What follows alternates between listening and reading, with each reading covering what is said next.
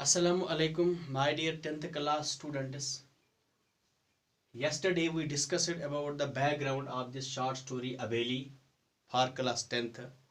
The subject is English and the topic is the short story. Today we are going direct to the text. You will open your book at page number 135. When Abeli heard the news of the earthquake in Turkey, her face turned ashen.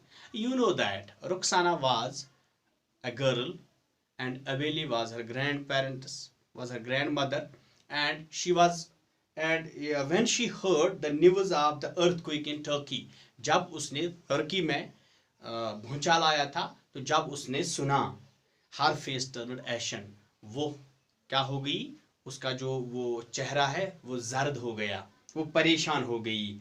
choked with the tears she said, तो जब वो परेशान हो गई उसके आंखों से आंसू बहने लगे और वो कहने लगे क्या, ओ प्रोटेक्टर, यू आर रहीम व करीम, सो merciful and benevolent.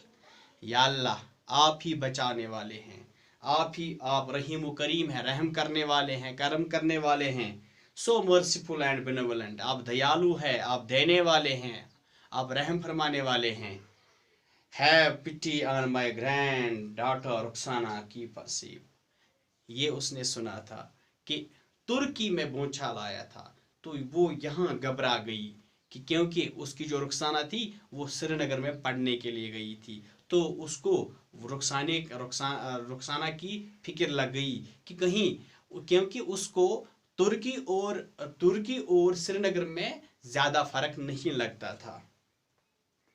All of us burst out laughing.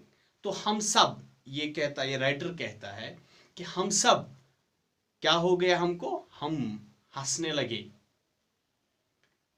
Kaga my Elder brother sad, ये कहता है कि मेरा जो एल्डर बड़ा भाई था उसका नाम क्या था, कागा, उसका नाम था कागा, was the Elder brother.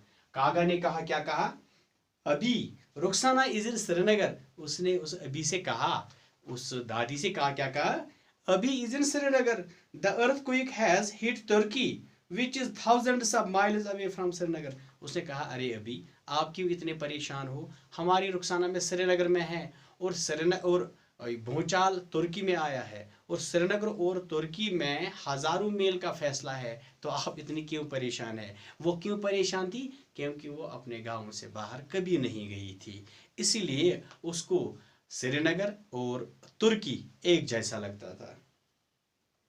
But tears rolled down Abi's sunken cheeks. It is not an easy task to cajole our Abi or make her understand. लेकिन तब भी उसके आंखों से आंसू बह रहे थे. From the sunken cheeks, जो बूढ़ा होता है उसके जो गाल होते हैं वो अंदर की तरफ चले जाते हैं बुढ़ापे की वजह से. तो लेकिन ये जो आंसू हैं वो बह रहे थे, और ये कहता है it is not easy to cajole, लेकिन हमारे अभी को मोटिवेट करना, सेटिस्फाई करना, काजोल कन्विंस, काजोल मीन्स, क्योंकि उसको सेटिस्फाई करना बहुत ही मुश्किल बात है. We can not convince him और मेक, और उसको समझाना भी मुश्किल था कि भूचाल कहाँ आया है और रुखसाना कहाँ है. How can one explain that the world has nearly 200 countries? हम अभी को कैसे समझाएंगे कि ये जो दुनिया है इसमें तकरीबन 2000 ममालिक हैं, तो and that all places are not like our village, और सब भी हमारे गाँव की तरह नहीं हैं. With it mere 40 or 50 houses, जैसे हमारे गाँव में 40 से 50 घराने हैं, चूल्हे हैं, तो इसी तरह पूरा दुनिया नहीं है. दुनिया बहुत वसी है और इसमें बहुत से ममालिक हैं, लेकिन अभी को क्या करे, वो ये नहीं समझ पा रही है कि ये जो दुनिया है ये बहुत बड़ी है. वो ऐसा सोचती हैं जैसे तुर्की और श्रीनगर एक ही जगह पर वाक़ा है, तो इसीलिए वो इतनी परेशान रहती है. She had become increasingly apprehensive since the evening Rukhsana departed to Srinagar. तो वो जिस शाम रुखसाना को श्रीनगर जाना था, जब वो श्रीनगर चली गई तो इसी शाम से वो बहुत ही परेशान है, क्योंकि वो इसको घर से बाहर जाने के लिए अलाउ नहीं करती थी. आज भी हम देखते हैं हमारे जो बूढ़ी माएँ हैं, ये जो दादी है, तो ये हमको बाहर जाने से रोकते हैं, मना करते हैं.